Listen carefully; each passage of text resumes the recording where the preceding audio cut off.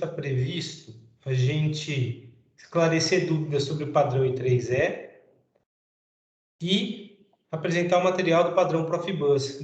Na verdade, é disponibilizar o disponibilizar o material do padrão Profibus para vocês.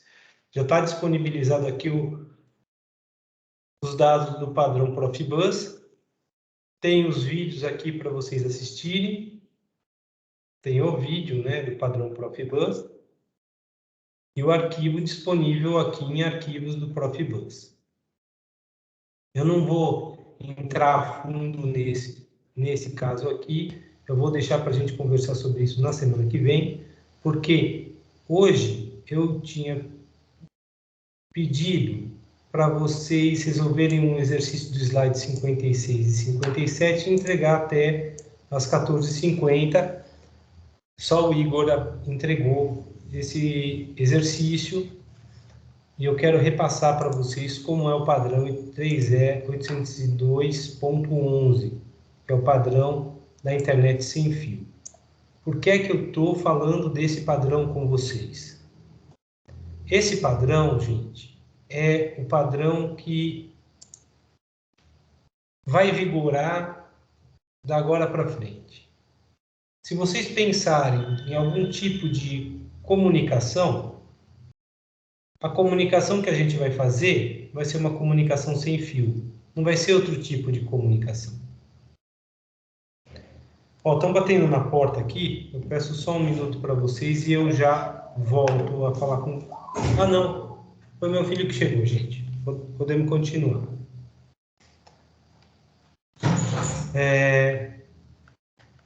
Então, se a gente pensar numa comunicação de agora para diante, os dispositivos vão se comunicar sem fio. Um tipo de solução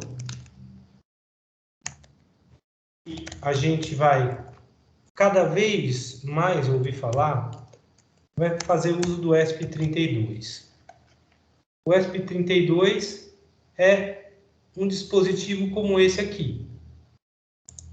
E ele tem comunicação sem fio, do tipo Bluetooth e também wireless.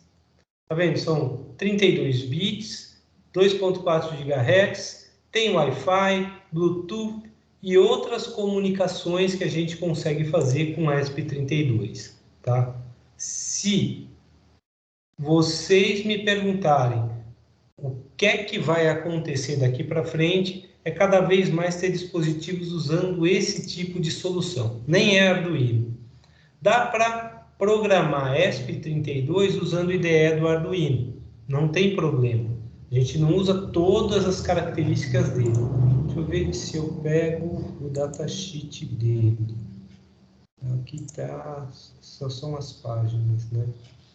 60 o ESP32 é um microcontrolador também? É um microcontrolador também. O que eu posso dizer para vocês? Foi aprovado ontem no Conselho um projeto de extensão. O Laboratório de Planejamento Automático da Manufatura vai ter disponível diversos desses dispositivos. A gente vai poder comprar um ESP32 para a gente trabalhar. Deixa eu tentar mostrar para vocês como é que o ESP32... Quantas entradas e saídas ele tem? Bem, primeiro ele trabalha com 802.11, que é essa comunicação que a gente está fazendo, tá? Ele tem 4 interfaces virtuais do tipo Wi-Fi. Trabalha com monitoramento automático de beacon ou de farol. Quer dizer, ele consegue checar que outros dispositivos do tipo ESP32 têm entre eles, tá? Tem várias formas de RxTX, Receive and Transmit, tá? Tanto a AMPDU como a AMSDU. Então, tem várias formas de a gente se comunicar usando esse. Não só 802.11b, G e N, como N 2.4 GHz para até 150 megabits por segundo. A gente tem entrada de alta velocidade do tipo AT, até 4 megabits por segundo, trabalha com Bluetooth, trabalha com conexão sincronizada, SCO e ESCO, estendida, dentre outras formas de comunicação. A CPU dele tem 32 bits. O Arduino que a gente trabalha com 10 bits, aqui está trabalhando com 32 bits, tá? Até 600 MIPS que eu consigo trabalhar. Pô, são 600 megahertz, não é isso. Mas ele tem 448 KB de ROM, 520 KB de SRAM, muito superior ao Arduino. Ele é muito superior a qualquer Arduino, tá? Então, a gente consegue desenvolver coisas muito mais rápidas com ele. 4 interfaces SPI. SPI é uma forma de comunicação mestre-escravo. 2 e 2C, como a gente está trabalhando. 3 UART. UART é comunicação serial. 2 e 2S, outra forma de comunicação. 8 entradas analógicas ou digitais com 8 bits. Há 2 entradas de 8 bits analógicas ou digitais. 12 bits SARS ADC também, analógico e digital. Conversor analógico digital, conversor digital analógico. É isso que ele tem. Então eu tenho 2 saídas e 12 entradas. 12 entradas analógicas não é pouca coisa. 2 saídas analógicas é o suficiente para a gente trabalhar com tudo quanto é tipo de sistema, inclusive com hidráulica proporcional. Então, a gente vai adquirir esse tipo de equipamento. Você pode ver que ele tem 48 slots e as diversas funções que ele trabalha e como é que ele vai atuar, tempo de reset e tudo mais. Bem, por que eu estou falando disso? Porque se a gente pensar em como é que a comunicação sem fio acontece, a gente tem que entender muito bem esse padrão 802.11. Se a gente não entender como é que ele funciona, a gente não vai saber lidar com isso da maneira devida. Para a grande maioria das pessoas, o celular funciona igualzinho uma mágica. Eu consigo falar com outra pessoa, é sem fio. E isso basta para a pessoa, sabe? Bem, isso não basta para mim. Tem que ver até quando a gente pode usar isso. Qual é o problema de usar uma comunicação sem fio? O problema está aqui, ó. O nó B consegue ouvir o nó A e o nó C. Se os dois transmitirem ao mesmo tempo, o A não percebe o C não percebe o A e o B tem colisão de dados e não escuta nada. Como evitar que isso aconteça? Bem, a comunicação é separada. Enquanto um fala, o outro escuta, tá? Não é full duplex, onde cada um pode falar e escutar ao mesmo tempo. Tem uma diferença entre potência de transmissão e recepção. Eu transmito numa potência e recebo em outra. E ela decai com o inverso do quadrado da distância. Esse semestre, o professor Rodrigo Hiroshi apresentou para o pessoal que faz aula de instrumentação uma palestra sobre como calcular a distância em função dessa potência de recepção. Então, essa diferença de potência também serve para transformar os nossos equipamentos em sensores. E o maior problema que acontece é sombreamento ou shadowing. Quando, como eu falei para vocês, o B percebe A e C, o A não percebe o C não percebe o A, e aí o B fica sem ouvir nenhum dos dois, porque ocorre colisão em B, tá? E aí o C é um terminal oculto para A e o A é um terminal oculto para C. Como é que se resolve isso? Tem 2 técnicas. Usou um protocolo CSMA-CA, que faz uso de um preâmbulo ou de uma troca inicial de informação chamado request to send, eu estou requisitando para enviar a informação, e a pessoa responde um clear to send, está livre para enviar. São mensagens bem curtas. Então, A manda para B, C não está escutando nada, B responde para A, o C escuta o clear to send, uma mensagem bem curta, para daí o A mandar uma mensagem longa, que são os dados em si. Só que só isso não basta. Tem que acrescentar uma função de coordenação distribuída, ou seja, tem que acrescentar um back-office. Back-office é um algoritmo que vai fazer com que o envio do dado aconteça num tempo aleatório. O que eu quero dizer? Bem, olhando sem o back-office, a estação que quer transmitir é essa source. Ela escuta o meio. Se o meio estiver livre, ela espera um tempo aleatório, um tempo fixo chamado diffs. Aqui eu estou mandando os dados. O destinatário espera um tempo fixo chamado cifs menor que o diffs para mandar um aviso de que os dados foram recebidos. E as outras estações ficam num estado chamado NAV de espera, esperando isso aqui acontecer. Isso aqui ainda não tem o request to send e o clear to send. Qual é o problema? Demora muito tempo para os dados serem transmitidos. E aí, o que acontece é que, se esse cara não escuta o source, não escuta quem está transmitindo, só escuta o destinatário, todo esse tempo aqui ele pode tentar transmitir dados para o destinatário.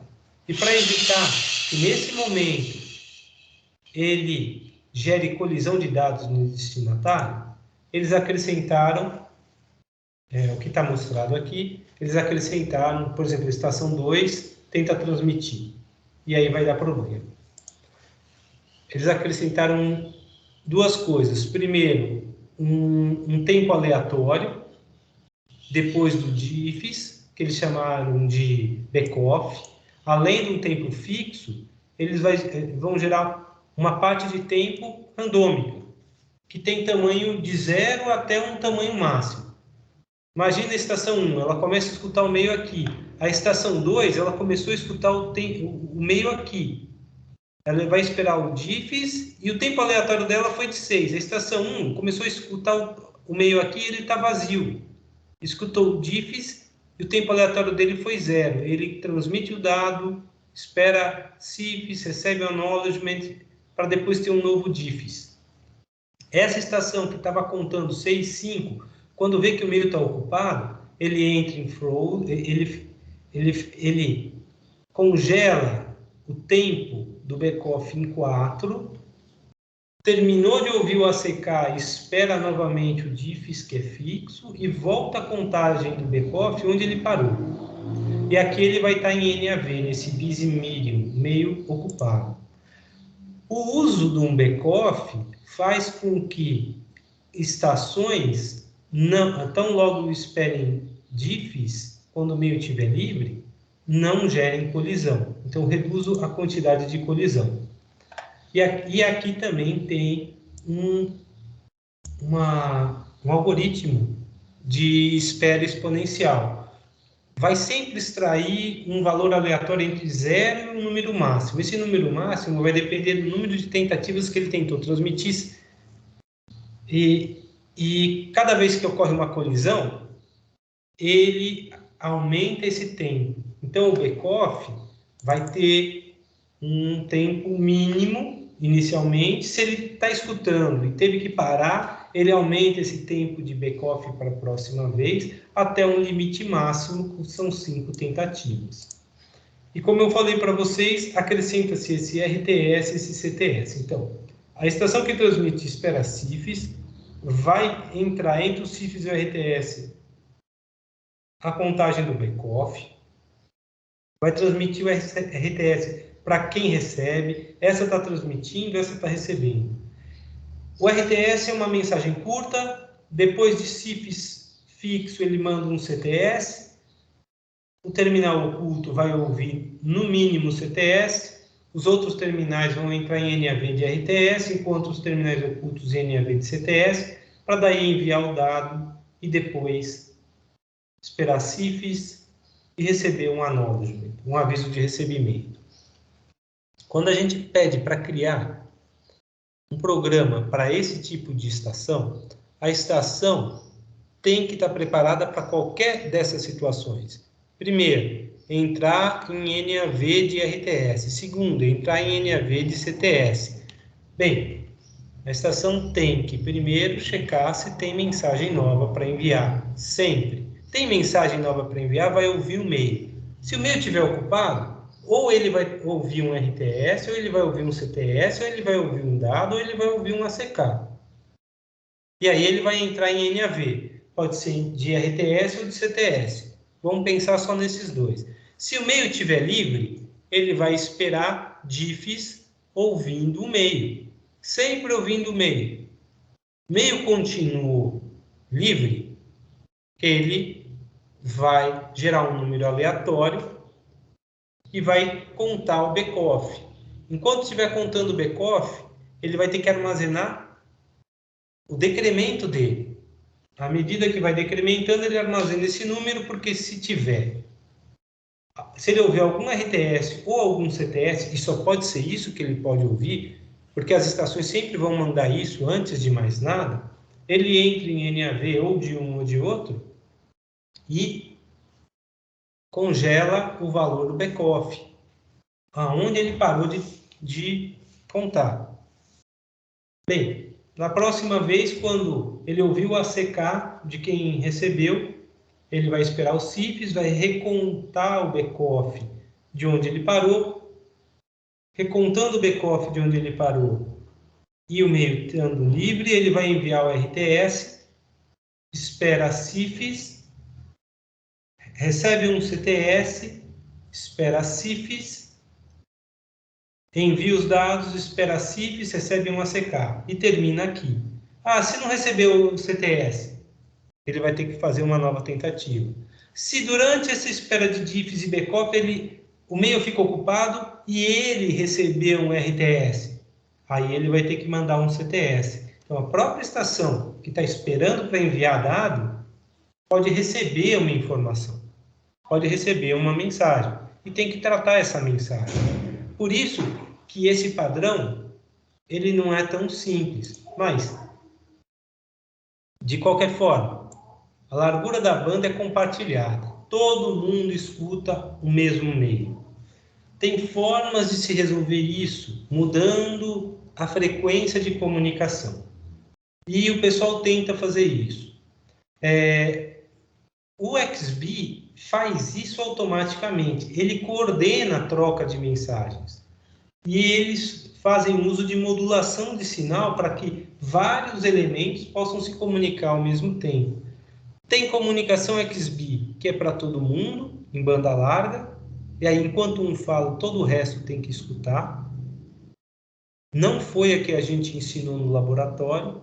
O que a gente ensinou no laboratório é o API Mode, onde a comunicação ponto a ponto, e assim dá para mais do que um par se comunicar. Precisa de uma arbitragem do barramento sem o conceito de prioridade, para que a gente possa colocar nesse padrão mensagens do tipo prioridade alta, como mensagens de alarme ou coisas semelhantes.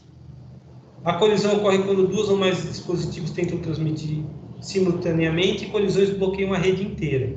Tá? O broadcast consome a banda inteira, todo mundo escuta. E não tem como diferenciar tráfego de alta e baixa prioridade. Quando a gente chega no padrão de redes pessoais que vão ser colocadas na indústria, esse padrão 802.15, eles usam o mesmo protocolo do 802.11. A diferença é que, posso ou não, eu tenho que ter um coordenador, e esse coordenador pode ou não fazer uso do beacon para sincronizar todos os dispositivos. Aqui tem a sincronização pelo beacon, aqui não. Aqui tem e aqui não. E eu posso trafegar direto dado e aviso de recebimento ou Da mesma forma como a gente fez lá, um data request, um RTS, um acknowledgement do data request, o envio dos dados que foram requisitados e o acknowledgement dos dados que foram recebidos, com ou sem beacon, tá? Tem diversos padrões, diversas frequências, diversos chip rates, diversos tipos de modulação. Eu não entro no que são essas modulações, a gente faz uso. Quais são a taxa de bits e a taxa de símbolos que a gente transmite. E, dada a taxa de dados e a complexidade, o XBee é o mais simples, com menor taxa de dados, depois vem o Bluetooth, depois 802.11. Esse cara trabalha com computador, esse cara trabalha com dispositivos tipo celular, esse cara trabalha com esse ESP32. O ESP32 não trabalha com XBee, com o Zigbee. Ele trabalha nesse padrão aqui ou nesse padrão aqui. O XBee trabalha aqui. Ele é mais simples que o ESP32, mas o ESP32 que está trafegando nessa forma aqui é mais barato que um XBee, é mais barato que um Arduino. É por isso que a gente vai começar a migrar para trabalhar com eles. Infelizmente, a gente ainda não tem esses dispositivos disponíveis para vocês trabalharem no laboratório. Bem, tem alguma dúvida sobre esse padrão 802.11, 802.15? Ficou claro como é que ele funciona? Sim. Eu não sei, Igor, se você implementou tudo isso que eu falei, sabe? Processar RTS como NAV, processar RTS como eu estou recebendo mensagem, eu vou enviar um CTS no lugar, processar CTS como NAV, ou colocar o backoff depois do diffs, depois enviar RTS, processar CTS para enviar dado e essas coisas. Eu não sei se você colocou tudo isso no exercício que você mandou, tá? Beleza, o back-off eu coloquei e os outros. Acho que é a maior parte, é o que eu tinha achado sobre. Beleza. Gente, esse padrão, o I3E, é o padrão que a indústria deve seguir. O padrão Profibus, eu já diria para vocês que é um padrão que está ficando para o passado. Ele é multimestre-escravo, tá? O ASE é um padrão mestre-escravo, o Profibus é um padrão multimestre-escravo. Além do Profibus, tem o Fieldbus. O Profibus é um tipo de padrão Fieldbus. No Brasil, tem uma empresa que trabalha com Fieldbus, que é um padrão um pouco mais alto que o Profibus. O Profibus é da Siemens, é exclusivo da Siemens, baseado no padrão Fieldbus. No Brasil, uma empresa de Sertãozinho trabalha com padrão Fieldbus para a indústria sucroalcooleira. Mas isso também deve mudar. No nosso laboratório, a gente tem um CLP com uma placa do tipo, é tipo um hub que se comunica com um dispositivo chamado PRM e emula uma rede do tipo Profibus. Só tem um elemento lá, um dispositivo de entrada e saída digital, chamado Impact 20. No vídeo que está aí, eu mostro, se eu não me engano, este equipamento, tá? Além disso, o CLP ele é modular, tem vários módulos. O módulo de comunicação com o Profibus se chama NOI 0100. É ele que se comunica com esse cara. Mas está todo mundo pendurado no mesmo switch do laboratório. O CLP, a CPU dele, esse NOI, os computadores do laboratório e um módulo chamado OTB, que é outro módulo de comunicação de entrada e saída digital, mas se comunica diretamente pela Ethernet. Então, esse aqui é o padrão I3E. Esse aqui, o roxo, é o padrão Profibus. Tem um sistema de entrada e saída. E tem um módulo exclusivo do CLP que cria uma rede ASIC com dois elementos. Um elemento de entrada e saída da MUR e outro elemento que tem duas válvulas da Festo. Está tudo pendurado na rede ASIC. E aqui eu explico o que é a rede ASIC, para depois explicar o que é a rede Profibus, tá? Profibus tem dois tipos, tem para manufatura, que é o Profibus DP, e para processo, Profibus PA. Para que o processo possa existir, tem que ter uma rede do tipo manufatura. Essa é uma rede de entrada e saída digital. Essa é uma rede de entrada e saída analógica. Essa é mais lenta do que essa. E aqui explica como é que elas funcionam. Como eu disse, é multimestre-escravo. Eu posso colocar computadores de CLPs como mestres dessa rede. E os escravos têm que serem definidos dentro de cada mestre. Então, esse mestre tem esse e esse elemento descrito dentro dele, setado dentro dele. Esse aqui tem esses 3 elementos. Notem que um elemento é visto por 2 mestres. Esse mestre, que é o computador, vê esse elemento e esse. Para que esse cara possa conversar com esse escravo, tem um token correndo entre os mestres. Então, essa é uma rede híbrida, multimestre-escravo.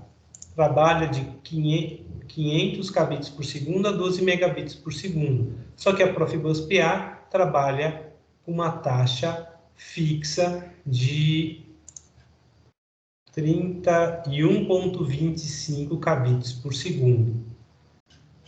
Dependendo da solução que eu uso, pode ser um pouco mais rápido, tá? Eu posso ter uma rede DP trabalhando a 12 megabits por segundo e usar comunicações com a rede PA do tipo link, e aqui embaixo eu vou estar com a rede a 31 e 25, ou eu posso usar comunicação com acopladores, e aí a rede DP não pode ultrapassar 45,45 kbps por segundo. Se eu usar uma solução de um fornecedor chamado Pepperfux, eu consigo trabalhar até 3,75 aqui em cima, mas isso não ajuda muito para quem pode trabalhar até 12 megabits por segundo, tá? E o acoplador faz com que todos os elementos tenham que ser identificados aqui dentro, no CLP. Com os links, esse link eu programo quais são os elementos que tem dentro dele e mando para cá uma mensagem já num determinado formato. E aí, esse cara é um único elemento mandando para esse é um único elemento mandando para esse, dentro desse eu tenho 3 elementos, dentro desse eu tenho 2 elementos, tá? E aqui é mestre-escravo. Entre esses mestres, se fossem 2 redes, teria, bem, aqui não nesse exemplo, mas entre os mestres a gente roda um token. E tem várias formas da gente criar isso daí. É importante a gente saber que tem como a gente calcular a distância máxima de fiação para sistema que leve em consideração locais protegidos à explosão ou sem proteção à explosão. O que vai mudar é a voltagem que eu vou trabalhar e qual é a corrente máxima que eu consigo trabalhar.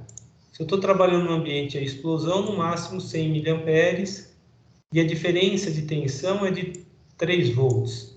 Se é um ambiente normal, eu posso trabalhar até uma diferença de 10 volts e até 400 mA com máximo 30 instrumentos. Ambiente à explosão, máximo 8 instrumentos. Está escrito isso aí no vídeo. Aqui mostra quais são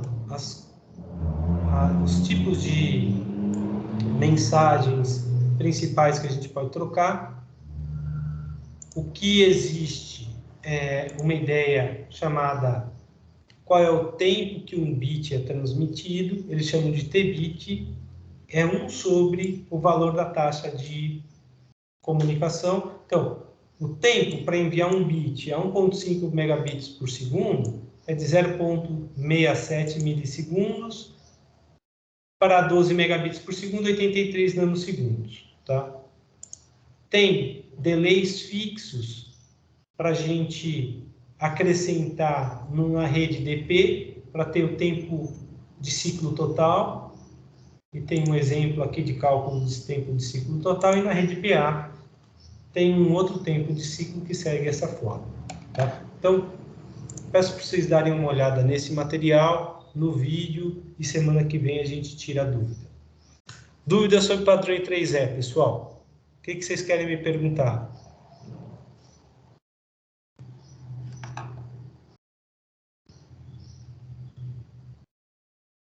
Não, tranquilo. Lá fala token passing, token ring, fala da padrão Ethernet, 802.11 e 802.15. São 5 padrões. Eu reforcei aqui 802.11. O padrão Profibus tem Profibus e ASI. Semana que vem, vocês vêm com as dúvidas para a gente esclarecer sobre eles. Tendo dúvidas, manda mensagem. Estou atendendo vocês remotamente. Quando der, quando eu consigo. Já passei as notas para vocês, então vocês estão com a faca e o queijo na mão para terminar o exercício prático. Para quem chegou agora, aqui no canal Exercício Prático, Arquivos, Referência, tem um código de um grupo do Tiago, deve ser a turma VE, com o código para os 5 Arduinos aqui. Peço para vocês derem uma olhada e colocarem esse código adequado para a sequência de vocês, para a gente fazer os testes e fazer funcionando. Ok, pessoal? Alguma dúvida? Tranquilo já. Beleza. Então, não tendo dúvidas, pessoal, estou parando a gravação.